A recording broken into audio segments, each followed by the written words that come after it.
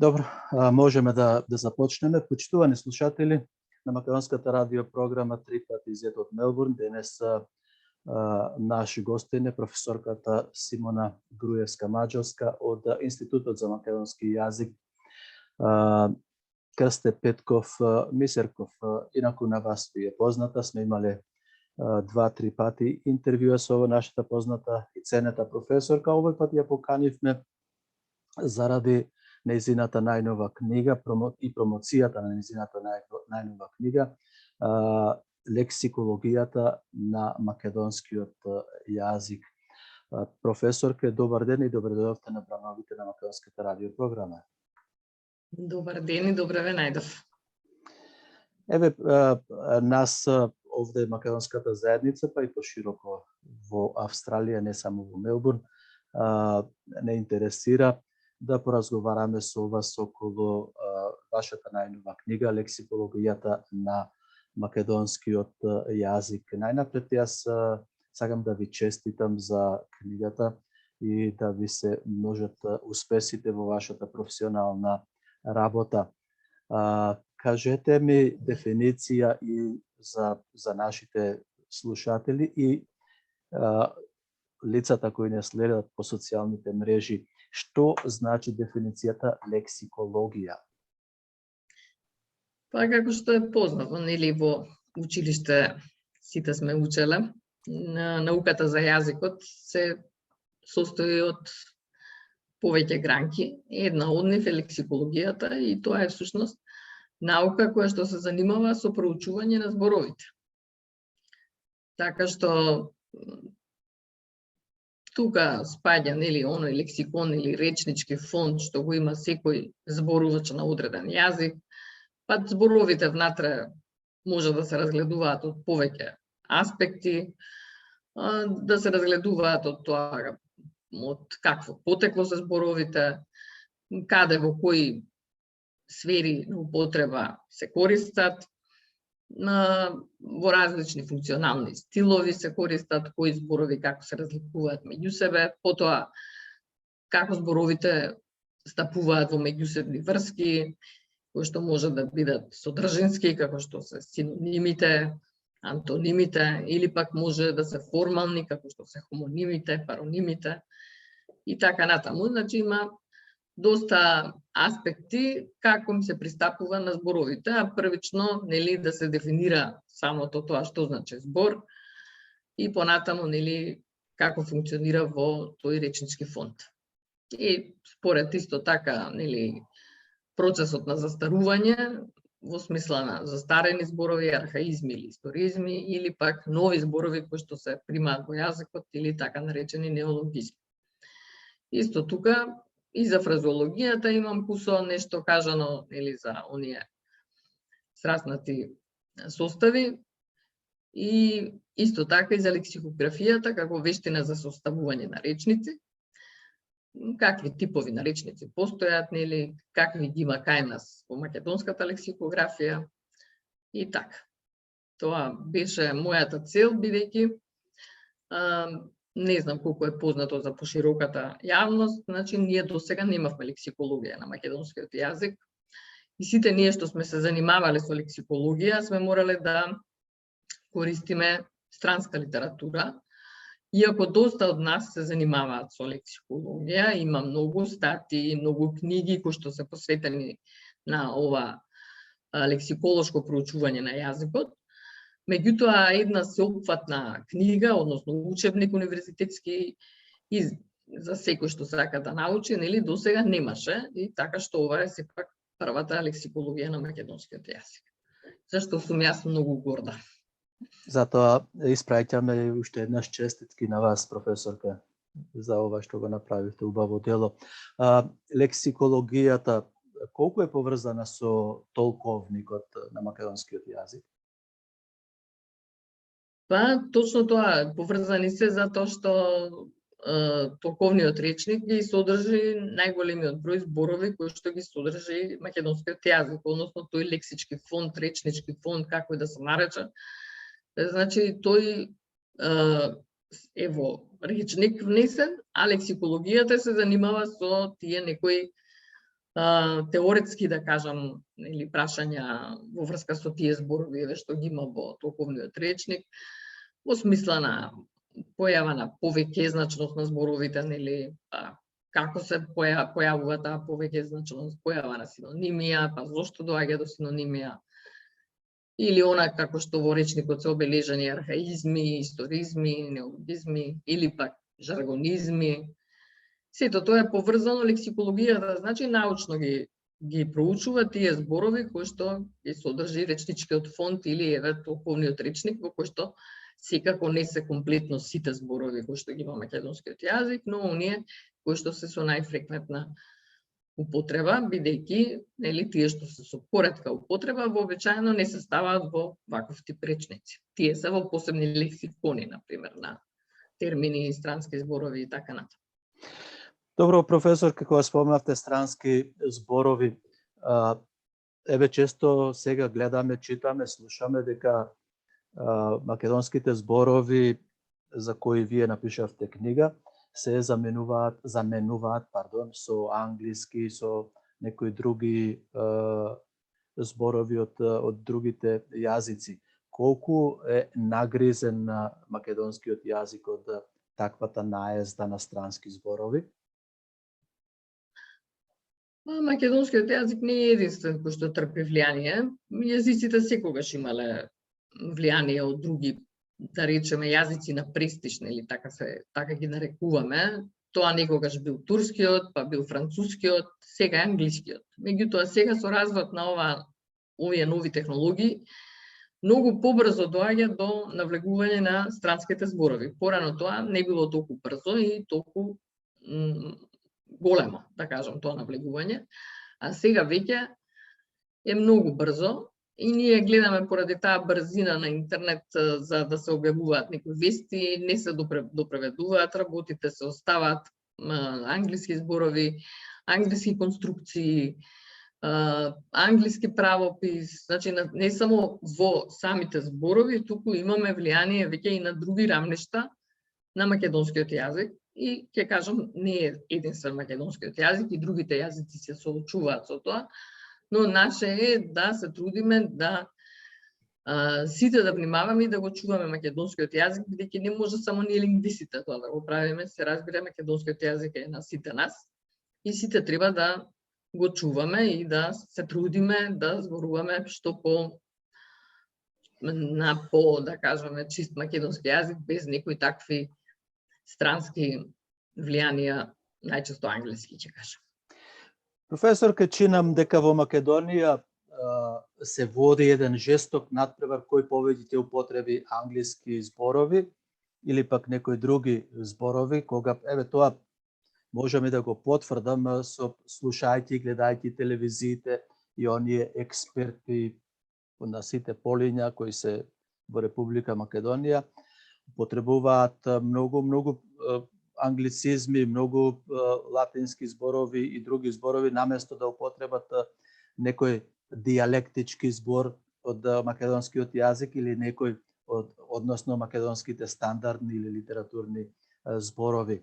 Во финишот на вестите, на стартот на вестите, па на почетокот на вестите, нели? На крајот на вестите да заклучиме.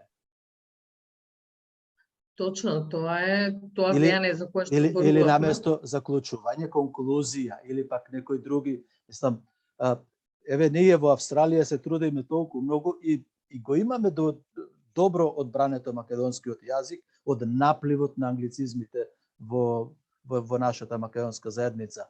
Меѓутоа, како што реков, во Македонија се води некоја борба, да не именувам личности, па половина од нивниот разговор, кога зборуваат, од нивните зборови се на англиски јазик. Сега ќе ви кажам уште пострашна работа, тоа она што го слушаме на медиумите е навистина така, значи има безброј англизми кои што влијанието на медиумите најголемо и нормално кога нешто постојано се слуша на телевизија или се чита на интернет, тоа и влегува во увото или во речникот на секој говорител на македонскиот јазик и тоа влијание е особено големо, нели, и затоа е она барање кое што ние постојано го Оставуваме да за вработување на лектори, бидејќи според еден веќе застарен закон за употребата на македонскиот јазик, не сме ништо да се објави без да биде прегледан од лектор. Значи, ако лекторите си ја вршат својата работа, тие ќе го прочитат текстот од таквите туги зборови и ние тоа нема да го читаме и да го гледаме. Но слабо се работи на тоа прашање, морам да кажам, и покрај нашите апели. Меѓутоа, она што е најпоразително, очигледно, бидејќи сите си ги спремаат децата за во туѓина, од најмала возраст децата зборуваат на англиски. Прво почнуваат на англиски да ги учат да бројат до 10, па потоа на македонски. И масовно се слуша како мали дечиња овде по улиците во Скопје, а и не само во Скопје, додека играат, зборуваат меѓу себе на англиски јазик. Тоа мислам дека е уште попоразително. Не можам да сватам некој прво да го учи сопственото дете да зборува англиски јазик, а не сопствениот македонски мајчин јазик. Тоа ми е несватливо и ми е поразително, а не е ретко. Напротив, многу често. Така што, како ние да го чуваме македонскиот јазик, ако од најрана возраст децата ги воспитуваме прво на англиски да зборуваат, а потоа на македонски. Зборувате само за македонците или пак затоа што имаме уште една опасност која доаѓа за намалување на употребата на македонскиот јазик помеѓу македонскиот народ и албанското малцинство. Знаеме дека во западниот дел на Македонија не се употребува македонски јазик. Па не се употребува. Интеракцијата, зборувањето помеѓу децата албанци кои ќе дојдат на факултет или во средно училиште, по некое македонско или македонците во некое албанско, тие веројатно разговараат на англиски јазик, нели? Точно така разговараат, младите разговараат на англиски јазик меѓу себе.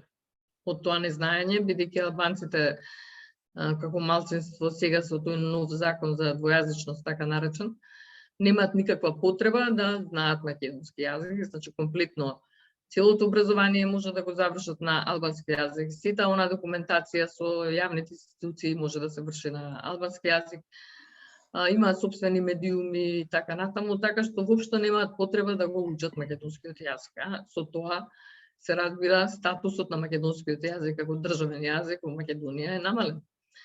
Бидејќи сега веќе едноставно некој може воопшто да не го знае, да живее во држава во која што не го знае јазикот на мнозинството, што е исто така поразителен факт.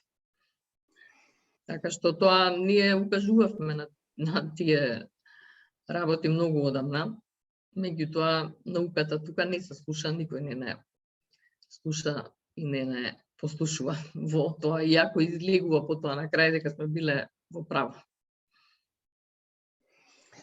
Добро, професорка, македонскиот јазик можеме да заклучиме дека се наоѓа во една лоша состојба во последните неколку години, уште повеќе засилено во последните неколку години, ако се знае дека се направи отстапка од македонскиот јазик во егејскиот дел на Македонија со Преспанскиот договор, па нели имавме Тиранската платформа, сега зборувавме за тоа, па и бугарскиот добрососедски договор. Па тие воопшто не ни признаваат македонски јазик. Точно не признаваат. И според мен да нема ни да признаат, така што тие така наречени преговори, бидејќи не се преговори, туку се ултиматуми од бугарска страна, јас постојано укажувам на тоа дека сметам дека треба да се прекинат, бидејќи ни го нарушуваат достоинството и дигнитетот на нас македонците. Нема зошто да преговараме со некој кој што не почитува и кој што не признава. Че тоа апсолутно треба да се напуштат тие преговори. А инаку судбината на јазиците, еве за Егејска Македонија, како што споменавте, младите генерации македонци веќе таму не го познаваат македонскиот јазик. Значи, тие повеќе од 100 години асимилација на македонското малцинство во Грција вродија со плод.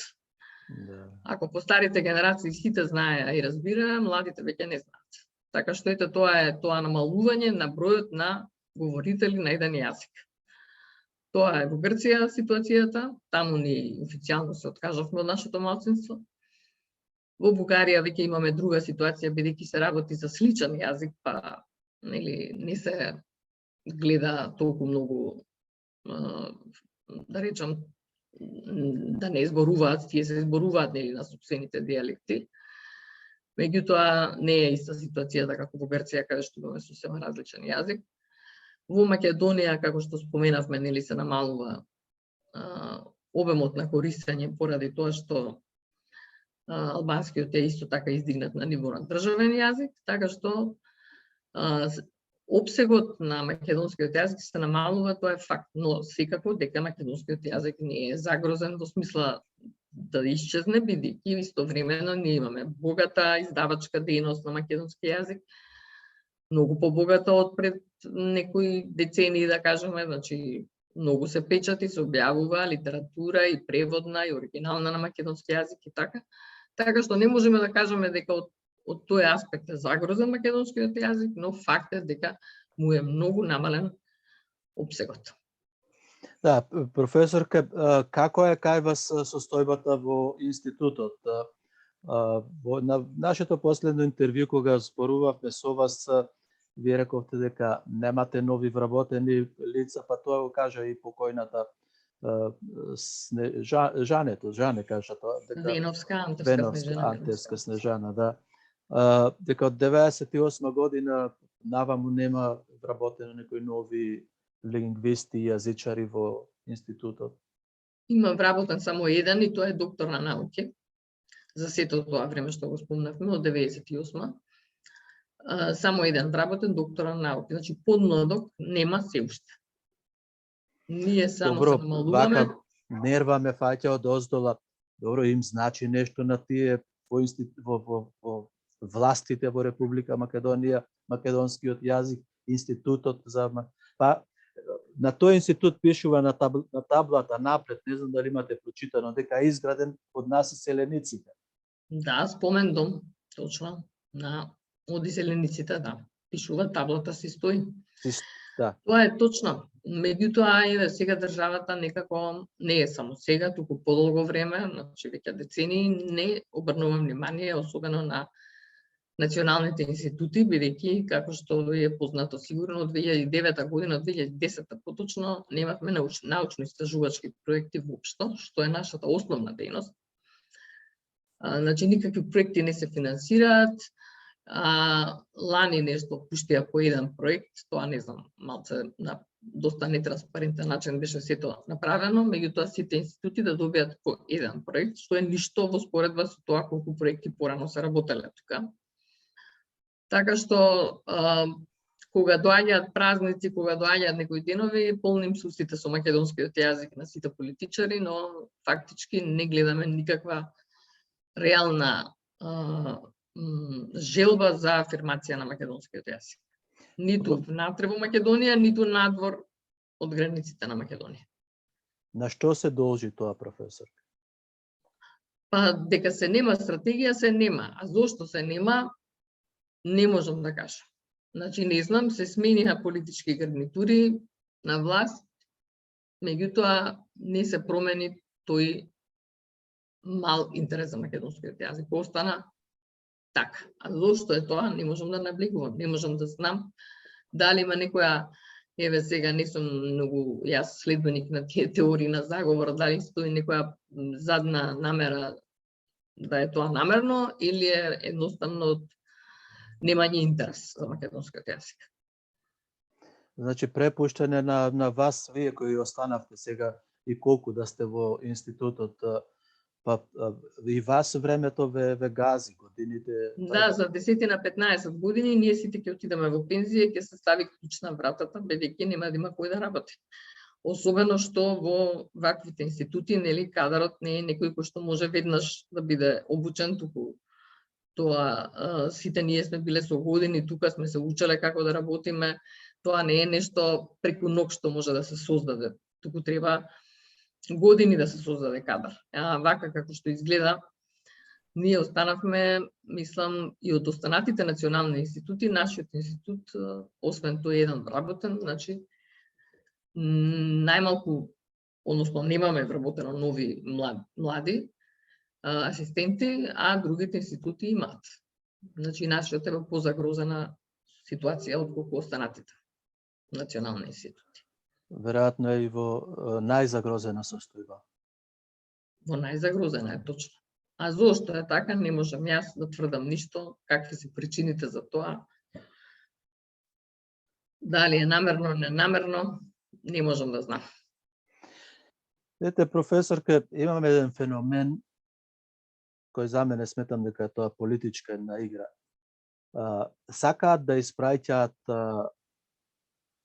во иселеништвото учители, наставници, професори да се изучува македонскиот јазик преку Агенцијата за иселеништво, да се зачувал македонскиот јазик во Австралија, Америка, Канада, а пак еве со крупни чекори македонскиот јазик се губи дома, во сопствената држава. Таму не се води сметка да се доделат финансиски средства, туку водат грижа да дојделе во Австралија, да дојдат 10-15 души и да седат тука еден месец, па да одат во Америка, па и така натаму. Како ја споредувате, како ја гледате вие оваа практика? Не, тоа нема ништо лошо во тоа ако навистина се афирмира македонскиот јазик и ако се држи настава и така натаму, тоа јас секако дека сум за, но не значи дека не треба тука посилно да се застане зад македонскиот јазик во Македонија. Инаку тука влегуваат во смисла на таа афирмација надвор и електоратите, кои што порано беа многу повеќе, а сега секоја година се помалку и помалку се. Значи тоа е нешто што треба државата, нели, да има, да изгради една стратегија за да си го афирмира јазикот, особено јазик како македонскиот кој што е во ваква ситуација на негирање од западниот сосед. Особено треба да водиме сметка за неговата афирмација и надвор, но и внатре во државата. А ние се повлекуваме, премолчуваме, за тоа што и покрај тоа што во Уставот е убаво напишано дека секаде треба прво македонскиот јазик да стои, а потоа албанскиот јазик во тие единици на локалната самоуправа каде што албанците се повеќе од 20%. Ние тоа не го гледаме на терен и никој не го санкционира. Покрај вењето знамење на туѓи држави, тоа нема да го коментирам, а немање македонско знаме, значи гледаме дека никој не го санкционира, иако во Уставот е јасно наведено дека е така. Значи се прекршува Уставот и никој не реагира. Зошто е тоа така? Во интерес на некои коалиции за одржување на власт, тука веќе не можам да навлегувам. Видовме, професорке, пред 2 дена на прославата на ДУИ 20 годишнина. Немаше превод на говорите од албански на македонски на ниту еден медиум. Тоа е тоа, државен јазик, ета. Тоа е она зашто ние апелиравме тогаш да не се донесе тој закон, така? Меѓутоа не бевме послушани. Сега еве, тие си го користат тоа право дека се и албанскиот државен јазик, дека можат на албански само без да обезбедат превод, иако мислам дека сепак тоа е спротивно на Уставот. Ама ете, повторно ќе кажам, никој тоа не го санкционира. Бидејќи сепак во Уставот стои дека македонскиот јазик е прв. А останатите јазици може да бидат само по македонски. Сега еве истата таа ситуација на таква прослава јавна, без превод и никој не реагира. Сега некоја држава што си држи до себе и до сопствениот јазик би реагирала веднаш. Како што гледаме дека реагираат некои други држави за нешто кога е во нивен интерес. Експресно, веднаш, по најитна постапка се испраќаат реакции, за што и да е. Меѓутоа ние молчиме. Како и тоа што видовме нешто, не знам, не го прочитав добро, председателот на собранието во Грција или каде бил, па му стои на тоа дека е од Скопје, а не пишува дека е, еве, и од, барем, она име од Преспанскиот Република Северна Македонија не го пишува, значи дека Грција не го почитува Преспанскиот договор. Воспротивно да беше нешто поинаку, тие веднаш ќе реагира, а од наша страна нема никаква реакција, така што не знам дали заради само желбата за власт ги спречува да ги штитат националните интереси, тоа веќе не можам да навлегувам во тоа. Па веројатно се Но и не факт е дека не се реагира за ништо. веројатно неверојатно туку се тоа е мој став, не ви го наметнувам на вас, станува збор на неспособни политичари. Еве гледате, вие спомнавте за реакција за домот на така наречената култура во Битола Ванчо Михајлов, кога се запали сега вратата, реагираше цела Бугарија, политичкиот врв, дојде министерката за надворешни работи, дури дојде во Битола да направи увид на лице место. А кога наш политичар отишол во Пиринскиот дел на Македонија да ги посети македонците? Па не отишло. Па и подпишале дека нема да се мешаат. Таков им е договорот таму, дека нема да се мешаат во внатрешните работи. Значи, нам може секој да ни се меша, а ние не смееме да се мешаме никад. Тоа се веќе се покажува само, не знам дали е неспособност, незаинтересираност или нешто друго во политичкиот врв. Како ја води политиката надворешна на Македонија со другите, особено со соседите. Тоа Кога влеговме во овој разговор сега, ова представува, односно е исто спрема одлуките на Берлинскиот конгрес 1878 година, одлуките на Букурешкиот договор. Тоа сега ни се случува и нас. Од сите 4-5 страни, нашиот јазик не се признава, македонскиот народ не се признава, името на Македонија не се признава, административно престои ли опасност да бидеме избришани скроз? Не знам, не можам да кажам. Еве како гледаме некакви промени во светската политика, нови војни и така натаму, што може да се случи, кој може да знае каков е планот на некои големи сили за Македонија. Не сакам да одам во такви размислувања. Не би сакала, се надевам дека нема до такво нешто да дојде, барем на ова парче Македонија тука. Професорка, сакам да ве прашам дали имате сознание, јас добив порака од Игор Јанев од Белград, наш македонец, го знаете Игор Јанев, професор е по право, нели уставно право, меѓународно право. Тој информираше дека во Обединетите нации излегла наредба македонскиот јазик да не биде македонски јазик. Имате сознание за тоа? Не, прв пат слушам од вас. Немам такви сознанија. Тоа е нешто ново или не знам, јас не сум чула за такво нешто. Дека јас се добив таа информација, меѓутоа не знам, затоа ве прашувам. Јас не ја имам таа, не знам, стварно не можам да. Ајде уште така, да ве прашам дали со ова прашање да го заокружиме нашето интервју, што сакам да ми кажете, на крај ќе ми кажете повеќе за книгата, меѓутоа колку постои опасност македонскиот јазик да исчезне или како исчезнувале старите јазици? Кои се причините за да исчезне еден јазик? Јазикот исчезнува кога ќе умре последниот говорител. Така исчезнуваат јазиците.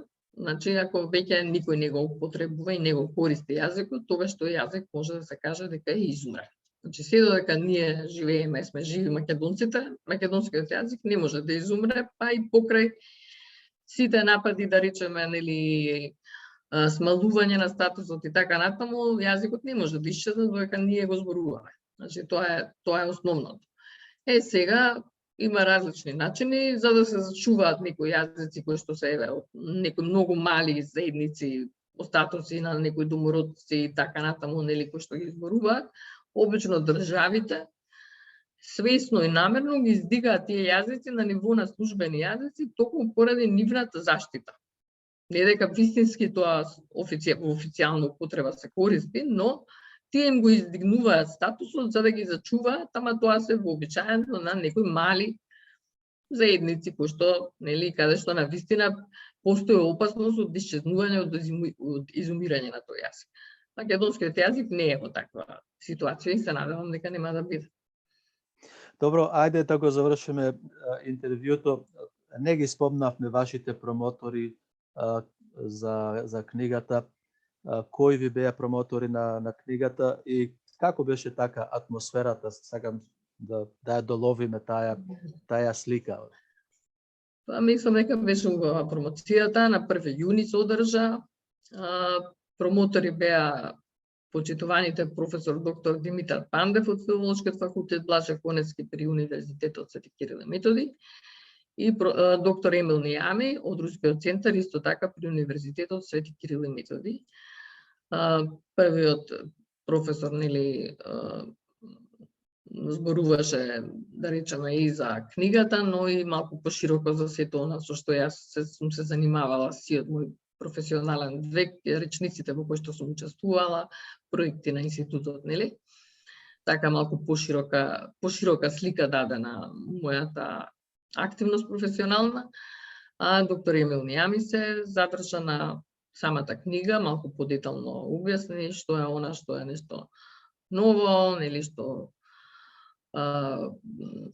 да кажеме што е интересно, што е опфатено во таа книга од лексиколошки аспект. Така што сум и многу благодарна и исто така и на издавачот, тоа е Мијан, издавач од Скопје, кој што не само што отпечати мојата книга, туку и ја организираше промоцијата. Така што помина во навистина пријатна атмосфера, имаше доста луѓе кои што беа присутни, сите беа задоволни многу.